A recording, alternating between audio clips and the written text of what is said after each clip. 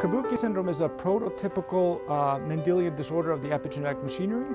Individuals that have Kabuki syndrome have growth retardation, immune problems, and intellectual disability. The dogma for intellectual disability has kind of been that intellectual disability is something that you can't treat after birth. We think that our work with work from other individuals suggests that this dogma may not be true, that at least for Kabuki syndrome, it may be a treatable cause of intellectual disability. Well, it is very important to find a way to treat Kabuki syndrome because we want to enhance the quality of life of these individuals.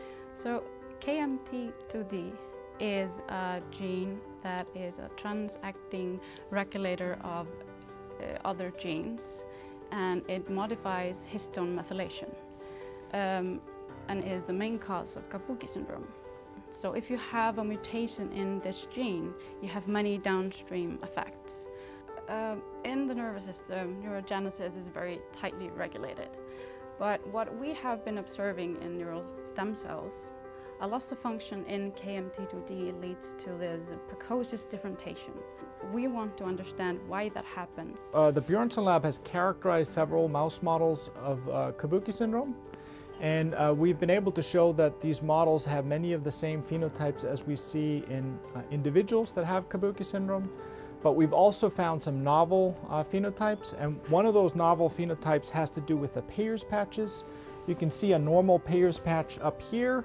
Peyer's patches are these immune organizing centers of the gut, and what we found is that in Kabuki syndrome these patches are smaller than in the littermates, and we think that this may explain why individuals with Kabuki syndrome have such severe feeding intolerance early in life.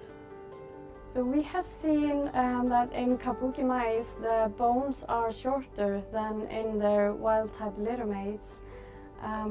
But surprisingly, when we look at the histology of the bones, we see that the growth plate is actually expanded, which is counterintuitive.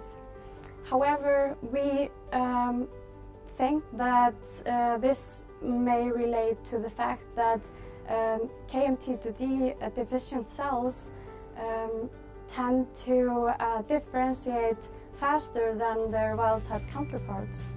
This is super interesting because we also see this in neuronal cells. We, of course, continue to explore the basis of this phenomenon. I hope that our work, if nothing else, will kind of open up avenues for therapy, and maybe some therapies that we haven't even thought of at this point. We've been able to show that we can reverse aspects of the disease in Kabuki syndrome. With the continued support of the LUMA-G Foundation, our lab has been able to have a sustained focus on Kabuki syndrome. And this has allowed us to make some fundamental discoveries about the mechanism of disease in Kabuki syndrome, and also come up with some therapeutic strategies for Kabuki syndrome and related disorders.